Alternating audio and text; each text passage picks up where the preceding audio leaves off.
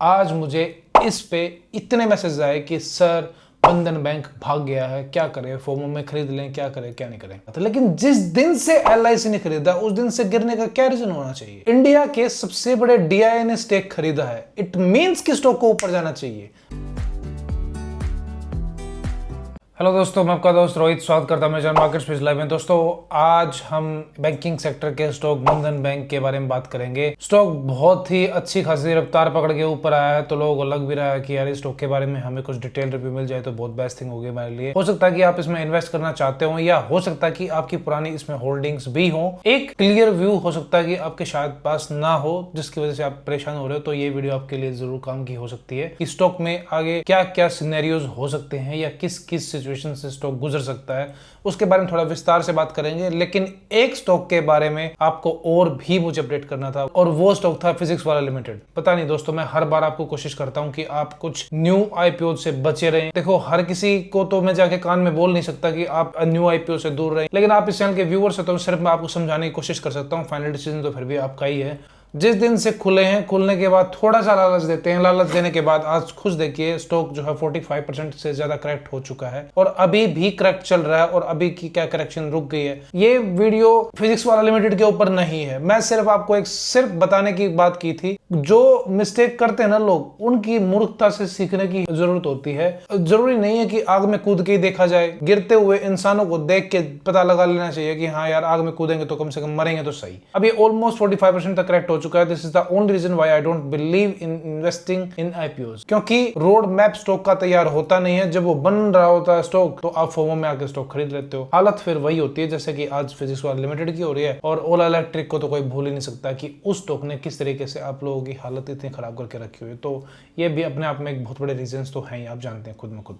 बात कर लेते हैं बंधन बैंक के बारे में। सबसे पहली चीज तो यह है कि एसबीआई म्यूचुअल फंड ने 10% तक की हिस्सेदारी उसमें खरीदने की मंजूरी दे दी है, वो भी आरबीआई बैंक ने। स्टॉक ने रफ्तार पकड़ी है ऊपर की तरफ। मैं आपको टेक्निकल और फंडामेंटल दोनों ही क्लियर तरीके से आपको बता देता हूं। फैसला उसके बाद आप ले लीजिएगा कि आपको क्या ठीक लगता है। मार्केट कैप बंधन बैंक की 29,993 करोड़ की मार्केट कैप है। करंट प्राइस 186, हाई 192, लो 134, बुक वैल्यू 153। डेप्ट इन लोगों पे 1,66,193 करोड़ का डेप्ट है। इंट्रिंसिक वैल्यू 147, मींस स्टॉक को 147 के आसपास होना चाहिए, लेकिन स्टॉक जो है अभी उससे थोड़ा सा ऊपर ट्रेड कर रहा है। अब इसके इन्वेस्टर्स की बात कर लेते हैं, क्योंकि एसबीआई की जो न्यूज आई है वो अभी आई है, और आरबीआई ने मंजूरी दी है 10% हिस्सेदारी खरीदने की। लेकिन अगर आप थोड़ा सा पीछे जाएं, ज्यादा दूर मत जाइए, 2-4 दिन पहले की न्यूज है बस खाली। एलआईसी ने स्टेक खरीदे हैं कोफोर्ज, एचसीएल टेक और टीसीएस। जिस दिन से एलआईसी ने उसमें स्टेक खरीदा है उसी दिन से स्टॉक गिर रहा है। आप मुझे सिंपल एक चीज का आंसर दीजिए, किस भाव पे खरीदा है आप नहीं जानते होंगे, ये बात तो गारंटी की बात है। लेकिन जिस दिन से एलआईसी ने खरीदा उस दिन से गिरने का क्या रीजन होना चाहिए, पता नहीं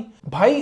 अगर इंडिया के सबसे बड़े डीआईआई ने स्टेक खरीदा है, इट मींस कि स्टॉक को ऊपर जाना चाहिए, लेकिन स्टॉक तो नीचे गिर रहे हैं। आईटी स्टॉक्स के बारे में तो आप जानते हैं कि किस तरीके की हालत होती जा रही है। तो दो चीजें यहां पे नजर आती हैं, मैं उसके बारे में आपको दोनों ही चीजें आपको बताने की कोशिश करूंगा। मेरे ऑलरेडी मेंबर्स जो हैं उनसे तो मैं ऑलरेडी डिस्कस कर चुका था अपने इस लाइव सेशन में। आप लोगों से भी मैं इस चीज के बारे में डिस्कस करना चाहूंगा। अगर एलआईसी ने स्टेक खरीदा है और किसी भी पर्टिकुलर प्राइस पे खरीदा है, तो वहां से प्राइस नीचे आ रहा, एक तो हालत तो यह है कि उनको भी वो इतने हायर लेवल का लॉस दिख रहा होगा, क्योंकि जिस भी प्राइस पे खरीदा और वहां से प्राइस नीचे चल रहा है, और हमें पता है कि वो नीचे चला होगा क्योंकि न्यूज तो 4-5 दिन पुरानी है, और उसके बावजूद भी स्टॉक अगर नीचे गिर रहा है तो इट मींस कि उनको लॉस तो स्क्रीन पे दिख रहा होगा और अच्छे खासे अमाउंट में देख रहा होगा। और उस लॉस को शायद मैं और आप कभी जिंदगी में देख ना पाए, हमारी तो हालत खराब हो जाएगी ना, हमारे पास इतने पैसे कि हम उनका मुकाबला कर सके, क्योंकि इंडिया के सबसे बड़े डीआई की बात हम तो कर ही रहे हैं। या तो ये है कि वो लॉस देख रहे हैं और अपना आराम से बैठ गए हैं, देखते हैं कि कब क्या रिकवरी आती है। एक तो कहानी वो।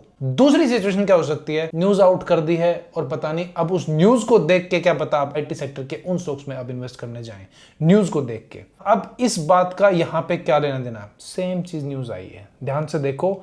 आरबीआई ने मंजूरी दी है एसबीआई म्यूचुअल फंड को खरीदने के लिए कि भाई आप इसमें 10% की हिस्सेदारी खरीद सकते हो।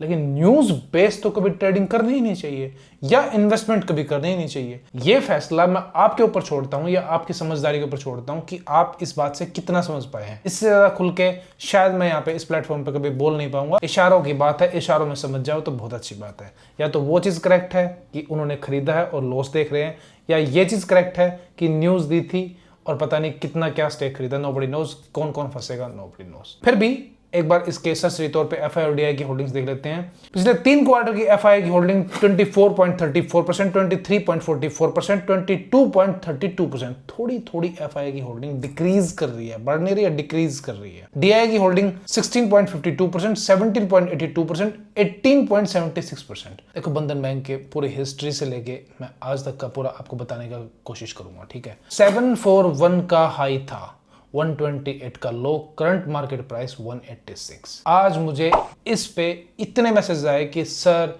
बंधन बैंक भाग गया है, क्या करें, फोमो में खरीद लें, क्या करें क्या नहीं करें। मेरी बात ध्यान से बताओ, जब वो 741 का स्टॉक 128 तक इतने लेवल तक क्रैश किया, तब किसी कान खड़े हुए कि अब क्या हो रहा है स्टॉक में। और 128 का स्टॉक अगर 186 चला भी गया है तो इस चीज से कंफर्मेशन मिल गई है क्या कि स्टॉक उड़ने वाला है। इसमें तो ज्यादा सोचने की जरूरत आपको शायद नहीं होनी चाहिए। अब इसका डिटेल्ड एनालिसिस सुनो कि क्या है, क्या हो सकता है। ये भी एक टेक्निकल एनालिसिस है, टेक्निकल बेसिस के आधार पर। Bandhan bank has to break so many resistance walls, so be careful. Trailing stop loss would be the best idea to consider. Means Bandhan bank को इतने रेजिस्टेंस वॉल्स ब्रेक करनी है जिसकी कल्पना आप नहीं कर सकते हो। इससे ज्यादा मैं यहाँ पे बोल दूं तो यहाँ पे कलेश हो जाएगा, मैं ये बोल सकता नहीं हूँ। नेक्स्ट लाइव सेशन में मैं इसमें जरूर अपडेट करूंगा, क्योंकि हर चीज की मर्यादा है भाई। हमें यूट्यूब गाइडलाइंस, सेबी गाइडलाइंस दोनों का ही हमें ध्यान रखना पड़ता है, तभी हम जाके जो है फ्यूचर में आप लोगों के लिए कुछ अच्छा कंटेंट लेके आ पाएंगे। रेजिस्टेंस वॉल्स बहुत ज्यादा है अभी भी, और मुझे लगता है कि बंधन बैंक अभी स्टिल जो है बिल्कुल अपने रेजिस्टेंस लेवल्स पे हो सकता है। ध्यान रखिएगा, अगर आप नीचे से बाइंग करके आए तो हैं, मुझे लगता है कि trailing stop loss would be the best thing you can do with this stock. Because अगर कम से कम इससे नीचे स्टॉक गिरा तो कम से कम पैसा, इतना पैसा तो आप घर पे लेके जाएंगे। लेकिन अब हमारे आते हैं वही 3 क्वेश्चंस। क्या कि सर स्टॉक में ग्रोथ पोटेंशियल है? बंधन बैंक में मैं आज से नहीं, आज से 6 महीने पहले से कहता आ रहा हूं कि बंधन बैंक में बहुत अच्छा खासा ग्रोथ पोटेंशियल है। सर कितना ग्रोथ पोटेंशियल है? ये वाला ग्रोथ पोटेंशियल है। Yes, this stock has a massive growth potential. अब बात करते हैं हमारे 2 क्वेश्चंस की। जब हमारा पहला चीज क्लियर हो गई कि भाई स्टॉक में ग्रोथ पोटेंशियल है या नहीं। बहुत से स्टॉक आपने ऐसे देखे होंगे कि भाई आपने इन्वेस्ट कर दिया, वो कभी जिंदगी में ऊपर जाने वाला ही नहीं है। क्यों? क्योंकि उनमें ग्रोथ पोटेंशियल ही नहीं है। आपने मरे हुए हाथी में अपना पैसा लगाया भाई, सीधी बात ये है। तो क्या बंधन बैंक तो ऐसा नहीं है? नहीं, बंधन बैंक ऐसा नहीं है। बंधन बैंक में काफी अच्छा खासा ग्रोथ पोटेंशियल तो है। Price exactly it's is resistance according to technicals. भाई यही बोल सकता हूँ, जितना बोल सकता हूँ आपके सामने बोल रहा हूँ। टाइम का क्या करे सर? क्या स्टॉक अभी चलने के लिए तैयार है? देखो, इतनी जल्दबाजी स्टॉक में करना मुझे लगता है मूर्खता का काम हो सकता है। वेट इन फैब, स्टॉक को थोड़ा सा स्टेबल हो जाए और फिर उसके बाद आप कुछ अच्छा डिसीजन ले सकते हैं। If this stable then we will discuss in this hour this live session.